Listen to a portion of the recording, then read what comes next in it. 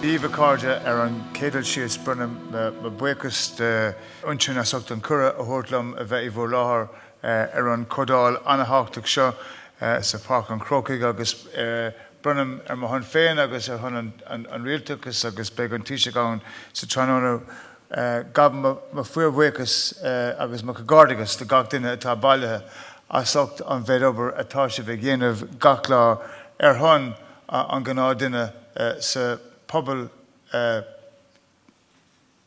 Corcaigh nó Béal Ferriste nó sa gach ar an tír úntaach seo. Vincent, thank you for the wonderful welcome. It's great to be in Croke Park, the first visit, I hope, of many this year as a Corkman. You will have the Taoiseach later, as you said, and it is, I think, an important symbol and represents that the government genuinely pays in the work that you do to say not just thank you, but to work, as you've said, in collaboration and in partnership with each one of you. Can I acknowledge the presence this morning of Ciara and Kieran from my department and to thank Emma, our MC, for this very important conference here this morning. And the theme of stronger charities, stronger communities isn't just a buzzword on a brochure or on a PowerPoint. As somebody who's been involved with Cope Foundation in Cork for almost 40 years, who has a huge appreciation of the work that you all do. And I met my friends from St. Luke's earlier, and I met Pádraig from Crown. Just to know the work that you're doing, the sense of hope, the commitment you give to people, that empowerment, but also that bringing our life and the lives of people to a different level is an important fact. And I want to just thank John and Vincent and Anise for the welcome, and to Tony, the interim CEO, for your tremendous work. A fair and just society doesn't just happen. It happens because of the partnership between all of us and the collaboration. And like Vincent, I want to thank Joe O'Brien for his work as a minister. To me, as a new minister in the department, today is about engagement, it's about being informed, it's about listening, but it's also about how we can all together have an impact on communities, which is ultimately about people. And I'm thrilled to be appointed to this department because I come to this department with a background in adult education, a background in community and sporting life, and charities, community development are very important to us as a country. And I look forward to working with all of you in the community, voluntary and charity sector, in working with you to deliver for our communities, whether it's north, south, east or west, whether it's rural or urban. And the Wheel is an organisation that we're all very proud of. It's integral to bringing us all together, not just today, but as Vincent said, for nearly 25 years under this summit. 2,700 members illustrates the power of networking, the power of collaboration. And for me as a politician, but as somebody who's a former community association chairperson, involved in the Cope Foundation as a member, involved in different charitable organisations, it's the connection of people. And we can never lose sight of the fact that you can have policy, and policy is critical to delivery and to informing and empowering. But if we don't have that connectivity between people who volunteer in the main, who work, then we're going nowhere. And you've done it quite well, quite successfully. And we all see the benefit of the Wheel, and we wouldn't be part of it if we didn't. It's about ensuring that we, and I know this is a new buzzword and collaboration, but it's about engagement. It's about learning from each other. And last week we had 10 years of marriage equality celebration. And you make the point in your speech, Vincent, that our world is changing. And it is changing. It's evolving completely. And if we see what's happening across the Atlantic, you wonder, we should all be at home today and hide under the duvet and forget about what we do. But that's not the world we live in. The world we live in, and I wish he was here and his administration was here to listen to you, because it is about that diversity. It is about the breadth of work you do. It's about the significant impact you make on the lives of many, many people. And you know, I probably would say this as a progressive person, but Hillary Clinton is right. It does take a village. It does take all of us together working to ensure, whether we're an individual, an organization, a business, no matter who we are, to support each other in the creation of a fair and just society. And that hasn't changed for me, and there are many different strands in my life, and I spent some of my life as a seminarian. I was probably a liberation theologian in my younger life. I missed the conservative piece. But we have to aspire to an Ireland where we're all equal, where opportunity is given to all of us, where there is no barrier to participation in civic life. And you advocate for people, you work for people, whether it's the smallest charity or the smallest community group to wherever, the largest charity or social enterprise. But the work you do is critical. We measure some of it is immeasurable. And ministers come and go, and Joe O'Brien was an extraordinary minister, in my opinion, and he brought a great drive to the department, and I hope I can do the same. So today we're here in part to promote what you do, but critically to listen to each other, and then to move forward in exploring other opportunities where we can be innovative, creative, and how we can strengthen that cooperation to ultimately create better opportunities. And you are right, Vincent. Partnership, shared collaboration comes under the old Irish phrase of Ninarca Curla Kela. We're better when we're stronger. And your speakers today will shape that conversation, will highlight the work that's being undertaken. And then Minister Cleary and I in our department now will come back with you again to work with our partners in government, and the Taoiseach will be here.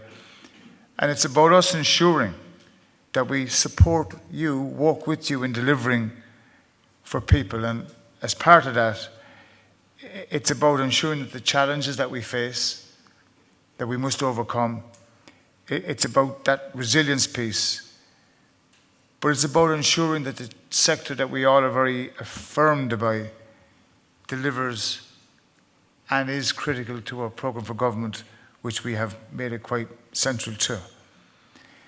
The department that I know I'm a member and minister in 6 years ago took that policy strategy in terms of the Sustainable, Inclusive, Empowered Communities, which is the first whole-of-government strategy supporting the community and voluntary sector. Since its publication, we've seen significant outcomes in a number of which have been of huge benefit to people. And the National Civic Forum under my department brings all of you, the Códálaí, the delegates from all over Ireland together and from the state sector. And again, it's about discussion. It's about that piece that we all want to have, which is resilience, but which leads to the challenges, the opportunities, and the recommendations for an improved, better way of doing life and doing business.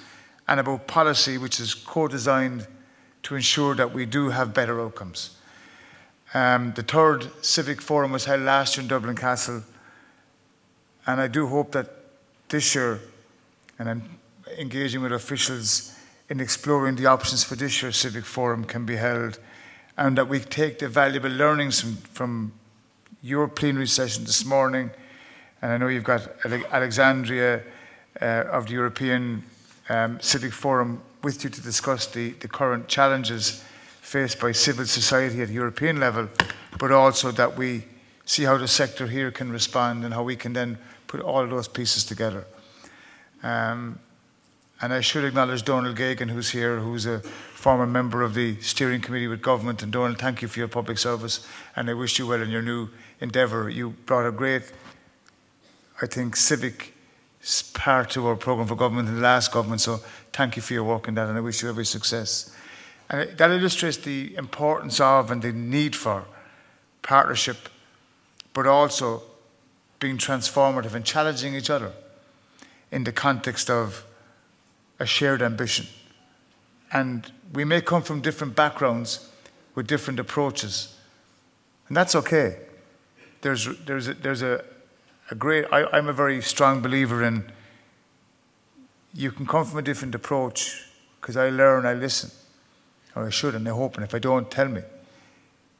But then it's about how we can get to that point where we can have that trust building, that mutual recognition, that respect that delivers on initiatives that come out of the Civic Forum, but also, in the values and principles as outlined in the monitoring group last year by government in terms of how we can apply what we all learn in different departments in terms of delivering for people. And I think it's important from a whole of government point of view that we put the values and principles that we all stand for and that we work every day into government policy across all of government in terms of developing of a strategy and a statement of intent of where we want to go. An inclusive community engagement is about ensuring that we have at the very heart of what we do people. And if we lose sight of that, then we are, whether we're talking about local community development committees, whether we're talking about the whole piece around sustainable development, whether we're talking about leader or whatever, we can't leave people behind. And that's why in the context of Agenda 2030, that sustainable development piece, it's about ensuring that we bring people with us. Training is very important, and I'm a big advocate of training. And the piece around training with our charity regulator and our charity trustees is important. At a time of governance and of accountability, we have an obligation to ensure that our training needs are met, that we continue to work to ensure that they are fulfilled. And I know that's a difficult piece for some, and I want to acknowledge our charity regulator here and to thank all of you for your work in that area, because it's very important. There must be confidence. There must be certainty. There must be that ability to deliver. And I do hope that as part of my engagement with you, that the Charities Amendment Act, which was signed into law last year, can work to strengthen your sector, ensure that we have fairness, yet clarity and transparency. That will bring public confidence, that will enhance it, and trust in your critical sector.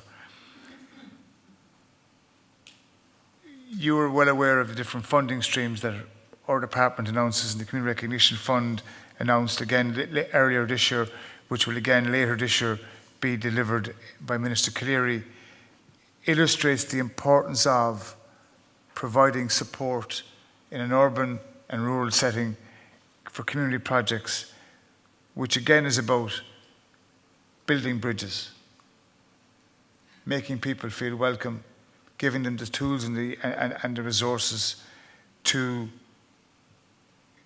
assimilate into life here in Ireland as well. And I look forward to working with Minister Cleary and announcing the next tranche of that in the coming weeks.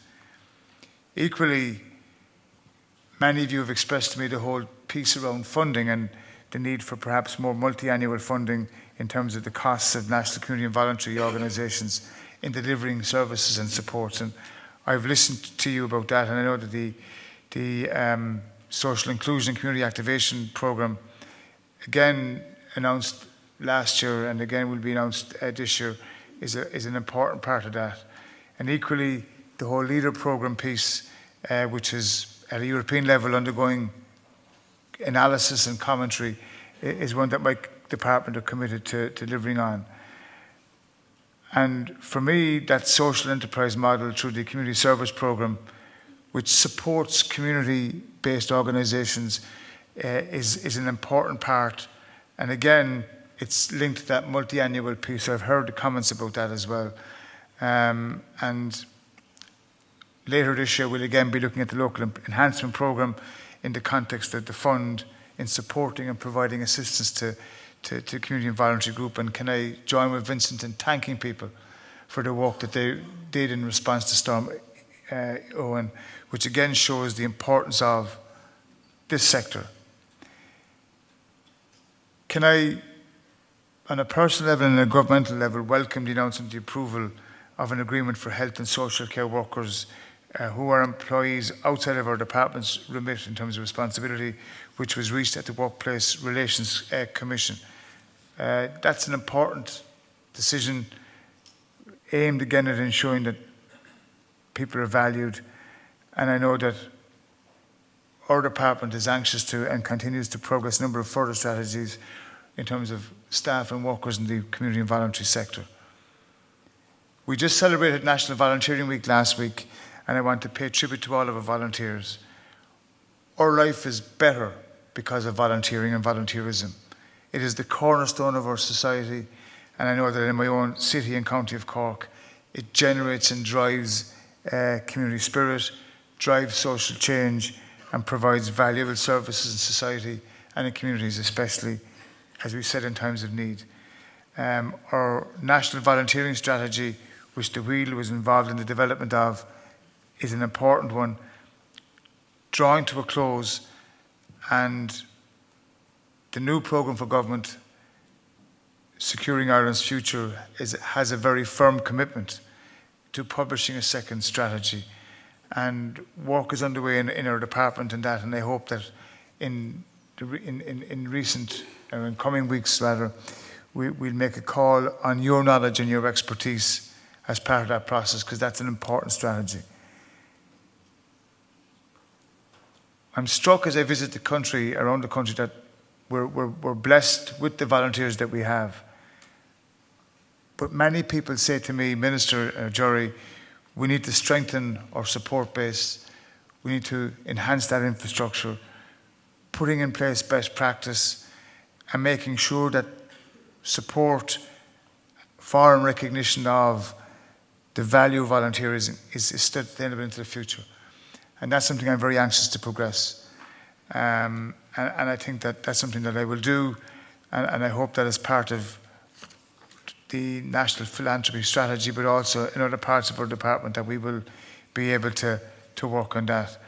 And I'm conscious that I have spoken well beyond my allocated time, and as a former teacher, I know I've lost some of you in the room already.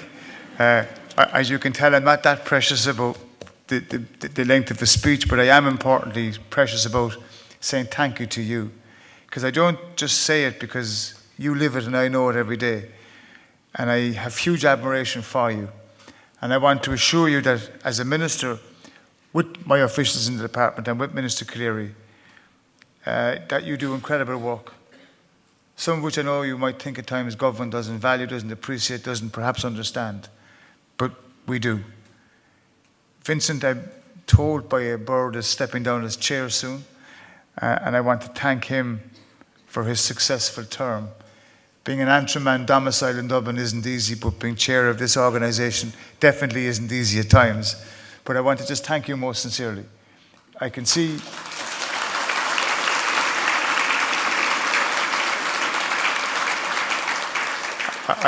that he brings a depth of wisdom, a stern but nice, plausible demeanour. And if you look at the brochure, his hair has definitely changed since he started. And it's a great picture, actually, because it just shows you how he's matured like the organisation and delivering on behalf of all of us. But I really wanted to say to Vincent, thank you very much. The energy, the enthusiasm that you brought has seen a growth in this organisation, which is critical, and thank you most sincerely. And just to say to you all, in conclusion, that I'm looking forward to working with you. You can't beat being on the ground.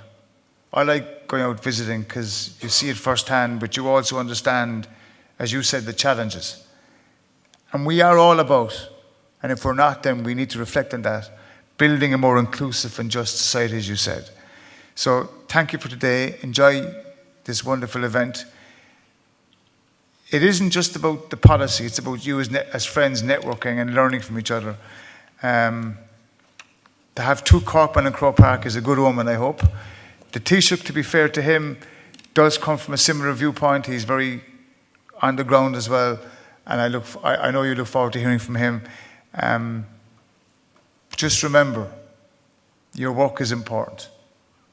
You are critically important to us. And in the dark days when you think that you're going backwards, you're not. It's a bit like the gospel, where 2 or 3 are gathered in my name, I'm with you. You are there for people.